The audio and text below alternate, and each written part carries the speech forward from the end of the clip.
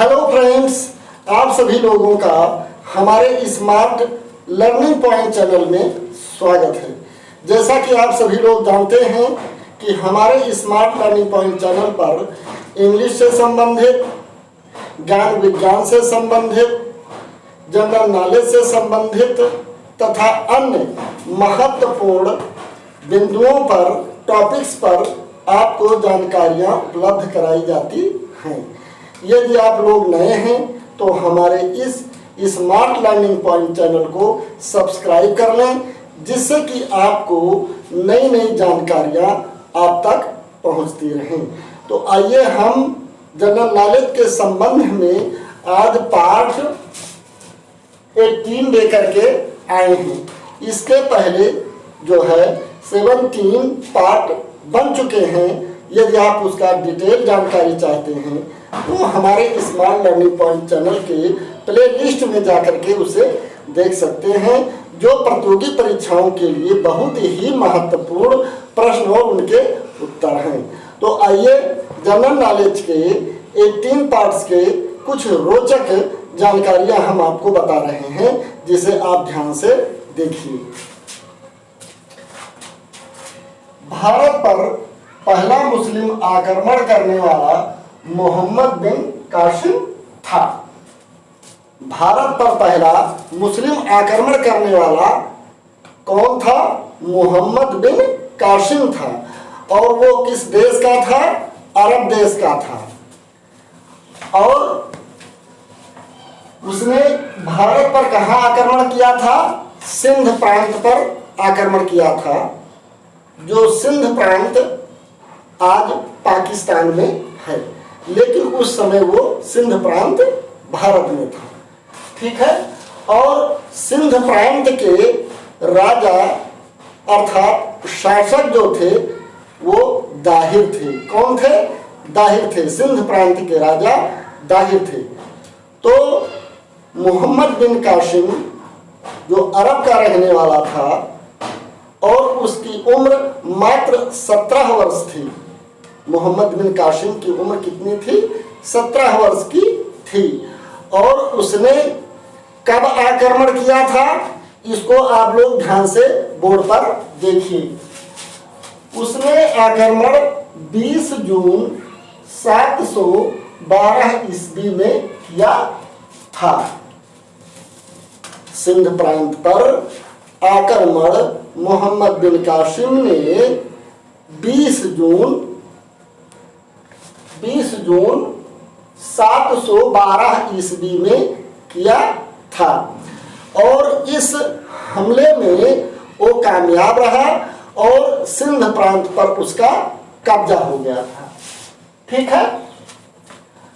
तो भारत पर पहला मुस्लिम आक्रमणकारी कौन था? मोहम्मद बिन कासिम था, और वो अरब देश का था। और जिस समय उसने आक्रमण किया था उसकी उम्र लगभग 17 वर्ष की थी। ठीक है। और हुज्जाज बिन यूसुफ, बगदाद के गवर्नर जो थे वो कौन थे? हुज्जाज, ये देखिए ध्यान से, हुज्जाज बिन यूसुफ ने इसको भेजा था। और हुज्जाज बिन यूसुफ का मोहम्मद बिन कासिम जो था वो भतीजा था। क्या था? भतीजा था। तो ये प्रश्न प्रतियोगी परीक्षाओं में अक्सर पूछे जाते हैं कि भारत पर पहला मुस्लिम आक्रमणकारी कौन था? तो वो मोहम्मद बिन कासिम था। और उसने कहां पर आक्रमण किया था? सिंध प्रांत पर आक्रमण किया था। ठीक है। और कब आक्रमण किया था? 20 जून 712 ईस्वी में किया था। और उस समय सिंध प्रांत के राजा दाहिर थे, जिनकी हार हुई थी। और इस तरह मुस्लिम का पहला कब्जा सिंध प्रांत पर हुआ और इस्लाम का उदय भी भारत में हुआ। नेक्स्ट, भारत का सबसे बड़ा प्राकृतिक बंदरगाह मुंबई में है। तो भारत का सबसे बड़ा प्राकृतिक बंदरगाह मुंबई में है। ठीक है, ये वीडियो और ये प्रश्न और उत्तर आपके लाइफ में मोड़ ला सकता है। आप इसको ध्यान से देखिए और अपने दिमाग में बैठा लीजिए। नेक्स्ट, लक्षद्वीप अरब सागर में स्थित है। जो लक्षद्वीप है वो कहां पर स्थित है? अरब सागर में स्थित है। नेक्स्ट, अंडमान निकोबार द्वीप समूह बंगाल की खाड़ी में स्थित है। ठीक है, अंडमान निकोबार द्वीप समूह कहां पर स्थित है? बंगाल की खाड़ी में स्थित है। और नेक्स्ट देखिए, सूर्य के सबसे निकट ग्रह बुध है।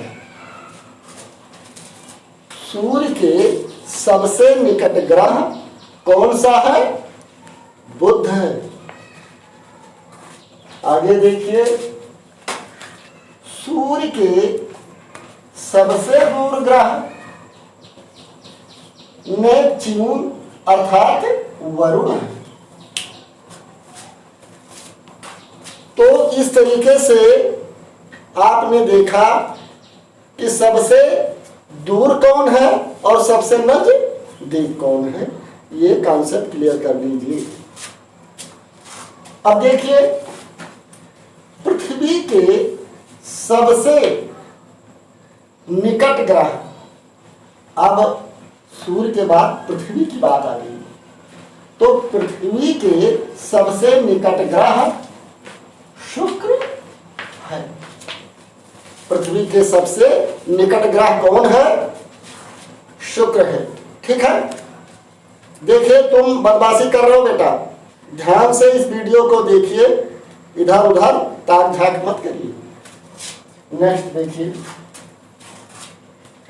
सबसे अधिक चमकीला ग्रह शुक्र है।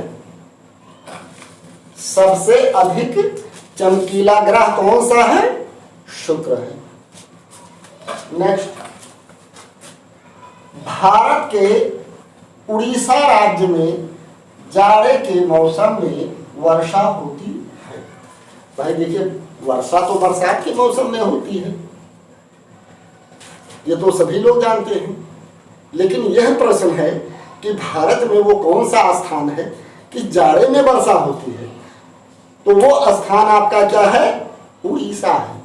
कि भारत में उड़ीसा राज्य में जाड़े के मौसम में वर्षा होती है।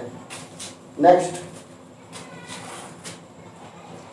भारत की सर्वाधिक महत्वपूर्ण मिट्टी जलोढ़ है। अगर ये प्रश्न आता है कि भारत की सर्वाधिक उपयोगी मिट्टी कौन सी है, तो वो है जलोढ़। तो ये समझ में आ गया कि भारत की सर्वाधिक महत्वपूर्ण मिट्टी जलोढ़ है। नेक्स्ट, भारत में सर्वाधिक हीरा पन्ना मध्य प्रदेश स्थान से निकाला जाता है। देखिए, हीरा जो होता है भारत में सबसे ज्यादा मध्य प्रदेश के पन्ना स्थान पर पाया जाता है। ये भी क्वेश्चन प्रतियोगी परीक्षाओं में प्रायः पूछा जाता है। नेक्स्ट, भारत में बंगलौर नगर को इलेक्ट्रॉनिक उद्योग की राजधानी कहा जाता है। बंगलौर जो है ये स्थान इलेक्ट्रॉनिक के उत्पादन के संबंध में बहुत ही चर्चित स्थान है। तो ये दिमाग में आप लोग बैठा लीजिए कि भारत में बंगलौर नगर को इलेक्ट्रॉनिक उद्योग की राजधानी कहा जाता है। अब देखिए, लोदी वंश का अंतिम शासक कौन था? ये भी बहुत महत्वपूर्ण प्रश्न है। ये भी प्रतियोगी परीक्षाओं में प्रायः अक्सर पूछा जाता है, इसलिए अपने दिमाग में इसको आप लोग बैठा लीजिए। लोदी वंश का अंतिम शासक इब्राहिम लोदी था। लोदी वंश का अंतिम शासक कौन था? इब्राहिम लोदी था। इसी इब्राहिम लोदी को बाबर ने 1526 में पानीपत के प्रथम युद्ध में हराया था। ठीक है, तो इसी प्रश्न के साथ आपके एक आध दो प्रश्न और हल हो गए कि लोदी वंश का इब्राहिम लोदी अंतिम शासक था और 1526 के पानीपत के प्रथम युद्ध में बाबर ने इब्राहिम लोदी को हरा करके भारत में मुगल साम्राज्य की स्थापना की थी। स्वामी विवेकानंद का मूल नाम नरेंद्रनाथ दत्त था। स्वामी विवेकानंद का मूल नाम नरेंद्रनाथ दत्त था। देखिए, स्वामी विवेकानंद का मूल नाम लोग नहीं जानते हैं, सब स्वामी विवेकानंद ही जानते हैं। स्वामी विवेकानंद ने शिकागो में हिंदू धर्म सम्मेलन में हिंदू धर्म के महत्व के बारे में भाषण दिया था। वो भाषण बहुत ही महत्वपूर्ण था। इसके साथ ये भी जानकारी आप लोग रखिए। और स्वामी विवेकानंद का मूल नाम ध्यान से देखिए, ये अंडरलाइन है, नरेंद्रनाथ दत्त था। नेक्स्ट, क्लाइव को बंगाल का गवर्नर 1758 ईस्वी में बनाया गया। क्लाइव जो था वो अंग्रेज था। ठीक है, तो सन 1758 में इसको बंगाल का गवर्नर बनाया गया था। ठीक है, तो आज के ये हमारे पार्ट 18 के कुछ चुनिंदा प्रश्न और उनके उत्तर रहे, जिसको आपने यदि ध्यान से देखा है तो निश्चित रूप से इसका लाभ आपको मिलेगा। इसी तरीके से जनरल नॉलेज के बारे में और जानकारी आप चाहते हैं तो हमारे स्मार्ट लर्निंग पॉइंट चैनल के प्ले लिस्ट में जा करके 17 पार्ट्स को आप देख सकते हैं। यह वीडियो आपको पसंद आया हो तो लाइक करें, सब्सक्राइब करना ना भूलें, जिससे कि नए नए वीडियो आपको प्राप्त होते रहें। Thank you for watching this video.